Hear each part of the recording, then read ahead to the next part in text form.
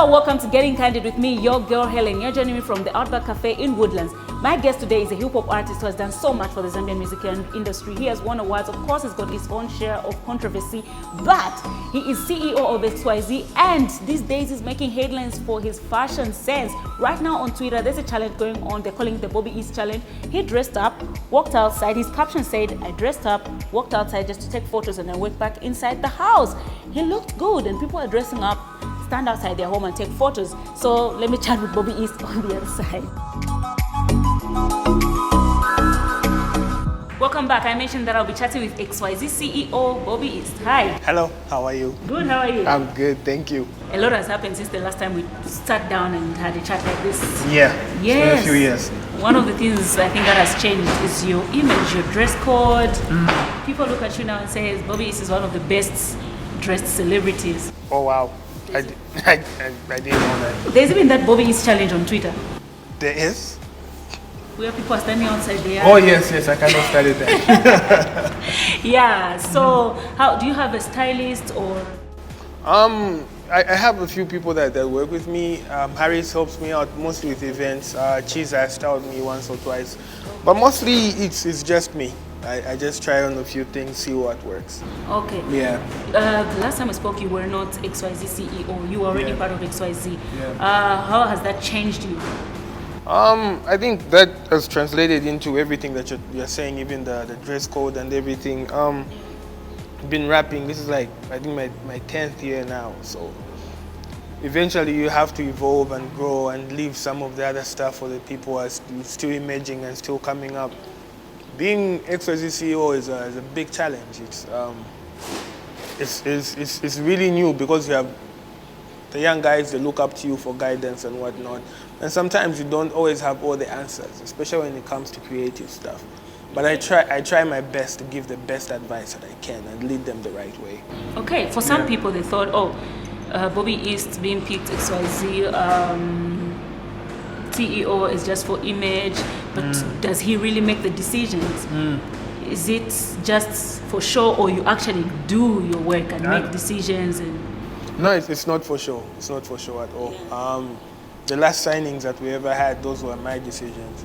The fact that we haven't signed anyone in a while as well has been my decision as well, because I said, what's the use of if we keep adding people and then we leave some people behind and no one's life is being changed, you know? So once Dave's album comes out, and I know it will do very, very well, then I'll reevaluate the work that we've done and see the way forward. But for now, I'm happy with the team that we have. Okay, what do you think has kept you, how you've managed to stay at XYZ? I remember when you joined, a lot of things were said. People were saying, look at your friends that have been in XYZ, they haven't progressed, they're gone, we don't even know where they are. Songs were sang about that. But you have lasted how many years with XYZ? That was 2013, that's 7 years. Wow, what's the secret? What do you think kept you there?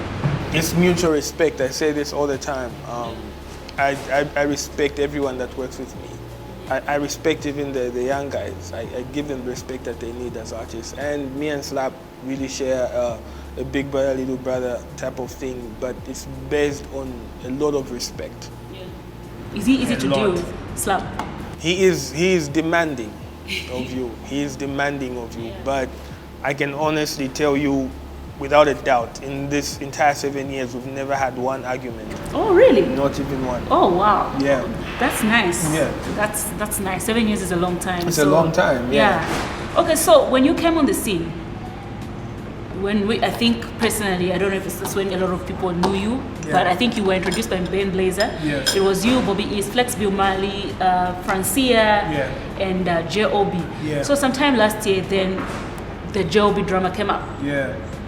Did you expect him to do that song? And what he said in that song, is it something that you heard before, or it all came as a shock to you? I didn't see the song coming, to be honest. Because prior to that, we were having conversations, not as deep as they used to be back in the day, but we're still like on good terms. So when the song came out, it kind of threw me off guard. But there's a part of me that's an artist that has to respect someone telling their truth.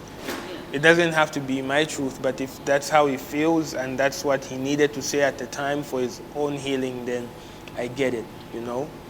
And when it came out at first, I was like, damn. I listened to it, I was like, okay, cool. But then sometimes things happen in music where it's just not the trending thing everywhere I log into. And I'm like, this might be this person's truth, but there's other aspects of this story that were not told. Because maybe a song is just 3 minutes. Maybe he wasn't trying to be malicious or anything. But it's easy to make someone the villain when you only tell one part of the story and not the entire thing. So I always say someone is either a hero or a villain depending on which story you're telling. Why did you feel like, is it that's why you felt like, okay, I need to reply to this because this story is just one-sided? And I was never going to do that, you know, but rap fans are, and I think it was just like, it was cumulating because it was almost like, I think in the space of 2 weeks, I received maybe like 3 or 4 diss records from different people, you know. And in rap circles, people talk. They're like, this guy, he will never respond. Maybe he just doesn't have the lyrical might about him to respond. Yeah. But at that point, I was like, I'm gonna look extremely weak unless I try to say something, you know. But when I put it out, I regretted that decision almost immediately. If anything, I sent it to the blogs and I decided not to put it out. That's why there wasn't a link on my page. But they still decided to put it out. At the end of the day, it is what it is, you know. He said his truth and I said mine. Okay. I know you guys reconciled. I think I saw that. Mm-hmm. But here's the thing. When you came on the scene, JLB was bigger than all of you. Mm-hmm. All of you that were introduced. Yeah. Do you think he was being unfair because it was more like there's always time. It's time for this one, this period. Then that was his time. Then your time came and he does that. Do you think it was a bit of, come on, you were also on top once upon a time? Like I said, in a lot of my music, I tell the truth, and sometimes my truth is uncomfortable. Yeah. So even when I tell the truth, I don't even beat about the bush and say, no, I'm not talking about, I'll say someone's name, you know. So it would be hypocritical for me to blast him for something that I do, you understand? But as a friend and as a brother at the time, I felt some type of way about that entire story because there's a lot that was left out. Okay. Yeah.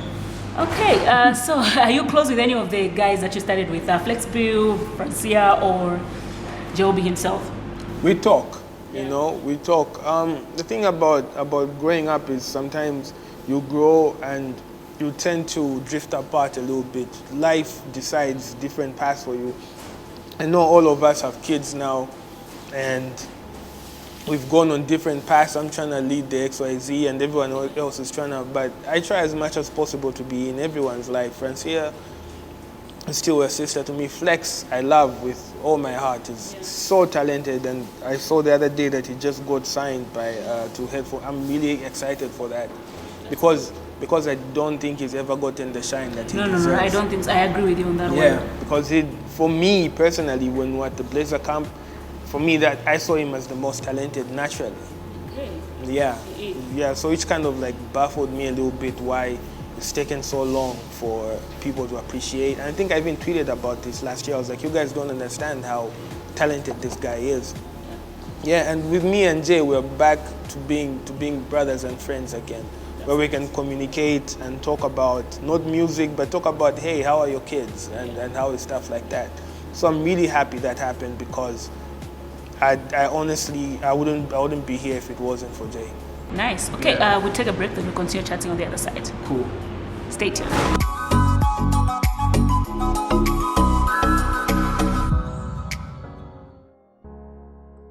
Welcome back. So I'm still with Bobby East. Bobby East, now this is something that I don't think it's the first time I'm telling you that I loved the aggressive Bobby East, and I miss him. Yeah, me too. But I should say that I still like the new Bobby East, and I think your music has really matured. Yeah. But you know, your fans, I think, love you either way, whether you go the aggressive side or the soft, but still hard.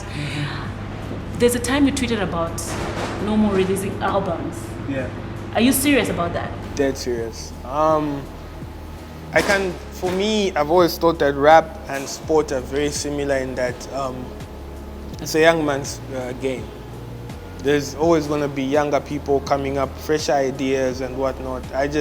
Sometimes it's important to pass the baton. I'm not saying I'll probably make music for as long as I live, you know. You can, whether I'll put it out or not, that's the question, because you can't ever get like the urge to create if you are creative like that. But with rap, I almost kind of feel, unless there's a significant shift, I kind of feel like there's a few of us who have hit like there's a limit, like a ceiling of how big you can get or how many hit songs you can have. And then you kind of look at it and then you think, okay, so what has this done for me or my legacy or anything like that? And if the answer is, I don't have a boat or a $1 million house. Okay, maybe $1 million is too much, but I think a lot of us we're comfortable. We're comfortable. We're not struggling for anything. We've got nice cars. But I don't think anyone is truly wealthy. So I'm thinking if I can't be wealthy off the music and I've got other things that I'm good at, I might as well. Because once I start something, that's the only thing I'm able to do. If I'm doing music, my entire focus is on the music. There's people that can multitask and they do this business and that business. For me, for the past 10 years, my goal and my aim has always been to be the biggest musician there is. So now I think, okay, what if I get that same attention I've used on the music and use it on another venture? What will that bring in, you know what I mean? So in terms of, I'll probably do a single here, there, but there's other works that I already, in fact, it's just the corona. I was actually supposed to be out of the country for the rest of the year. There's other work and ventures that I've started going into. Okay, is this something that you want to talk about now? No, I might jinx it. Okay, but your fans didn't take that well though. Because they were like, no, we still want more albums. No, sometimes it's important to leave the stage where people are still cheering. Not sometimes, all the time. Yeah, so I've seen some, I've had heroes, unfortunately heroes growing up that I loved their music when I was a kid. And I meet them now and they're still trying to push for the same thing. Still trying to push for that hit song that's going to bring them back. Most of the time, that rarely ever happens. It rarely ever happens. That's the bleak nature of our work. Once the people are over you, there's nothing you can do to get back. Yeah, so I think I'd rather avoid that stage. It's depressing. Do you have a threat in the music industry? The person that you look at and say, okay, this one is too good. A threat? No, I'll be honest with you, not really. I don't think anyone does the type of music that I do. Even when it's rap, when I rap aggressive, it's different. When I try to do the mellow stuff, it's just me. I look at other people's numbers, for instance, and I go, oh, he's taking off. Or like I'll see in a year and see, ah man, I did 2 festivals and this person did 7. Yeah, there's something right that they're doing, but it's never like one person. You have to understand, it's been 10 years, so a lot of people come and go, and you navigate your way through it. Were you planning on doing something special for 10 years, movies, 10 years? Nah, not really. I won't even lie, because we did that for Slap. It was a beautiful event, and I don't think I can recreate the magic that was there. Yeah. You are pretty good friends with Neslong. Yeah. There's somebody was telling me that you guys once upon a time were at loggerheads. Is it? No. You've never been at loggerheads? That's no. But you know, when someone is your friend, it's possible to have a tiny argument, but loggerheads, nah, never. That's my guy. Okay. How many albums do you have since you're deciding to? I have 2, and any good series has got a trinity. Yeah. So the third one should be the last. In my books, like that. With that. When are you planning on releasing the third one? I was gonna do it at the end of the year, but I don't know how receptive everyone would be to music like that, you know, because I had a certain theme for how I wanted it to sound, but I don't think that sound resonates with what's going on now. Yeah. Okay, I must say, this COVID has really disturbed a lot of things. You just said you started a new project, it's not kicked off. Yeah. How do you think most artists have complained this period? Say, look, we're not having shows, we're not having any events. There are events lined up or being cancelled. How has it been surviving? It's been tough. I won't even lie. And I remember I tweeted about this, and I said, I must have said something to the effect of... I saw that. I think I can remember the tweet. Yeah. So I must have said something to the effect of what a huge impact of this is having. You have to understand a lot of musicians and rappers as well were trying to create a persona online. So when you complain about financial restraint, then somehow you look weak and whatnot. But I try to explain to people that this is a young industry. There's no structure. We have labels, but the labels are independent. No one is backed by a Sony, or no one gets $1 million kwacha to sign on to a new contract. Most of the money that we make, you make your money and you put it back into the brand yourself. You shoot your own videos, you hire your own stylists, and there's all that other type of stuff.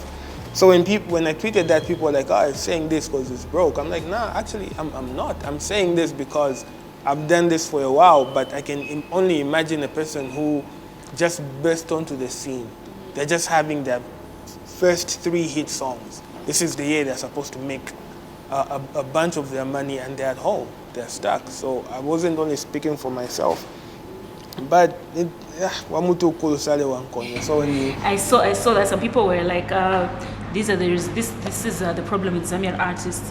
They complain over this small issue, and yet, so meaning they were not saving. But do you think there's a lesson that was meant to be learned through all this? There is a lesson. There's a lesson in everything, but you have to understand, like for music, it's a job like any other job. It's a job like someone works in a bank, okay? You might not save everything. You might think, okay, now I was saving 150,000 kwacha because I wanted to buy a plot. I bought the plot and I thought because I have regular income, I'm gonna save some more and start building. Then all of a sudden your job is cut off, boom.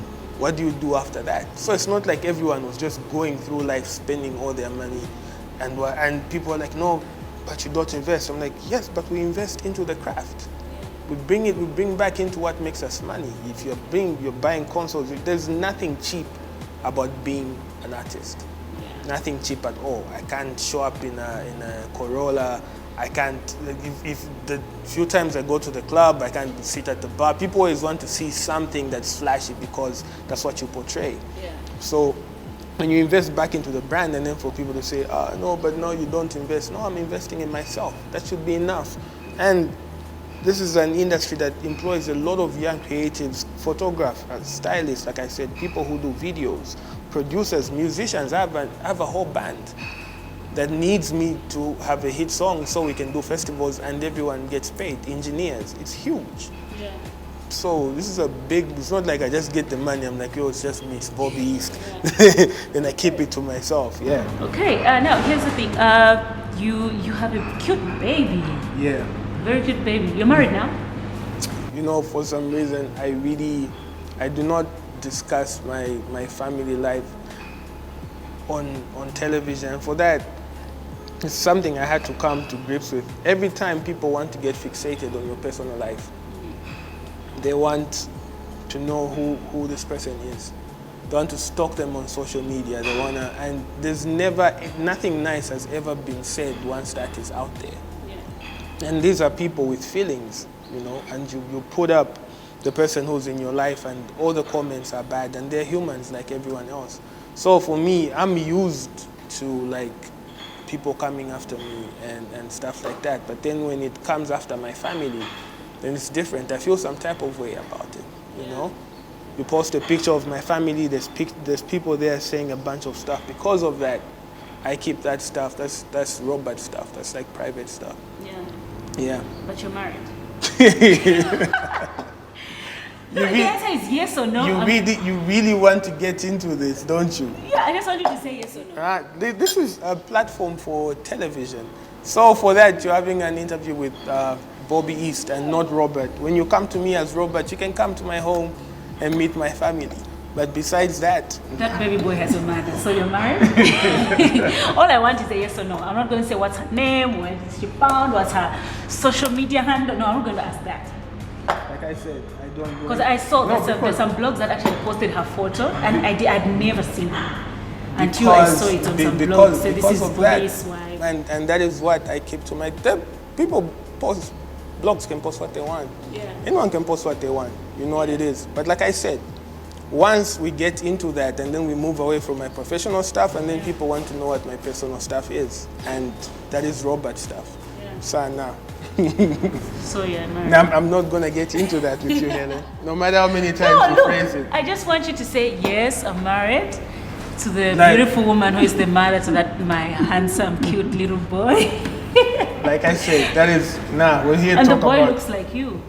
Yeah, he looks like me, but there's features that look like the mom. Yeah. He's a good-looking kid, though. Yeah. Obviously. But we're talking about my family again. I just wanted to know, because last time I interviewed you, you were like, I can remind you, I was actually watching our interview. I will say this much: I am not available.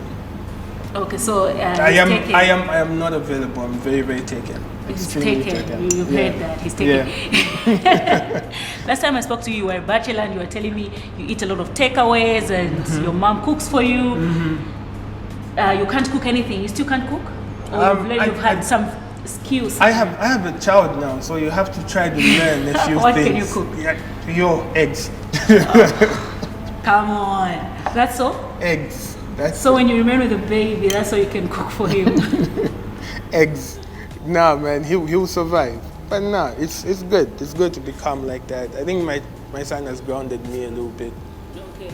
Not a little bit, a lot actually. There's a lot of dumb things that I used to do back in the day that I don't do anymore. What is the major thing that you can say, thank God I stopped doing this because of my son? I think the biggest thing is the outings. I think we just used to get bored, you know?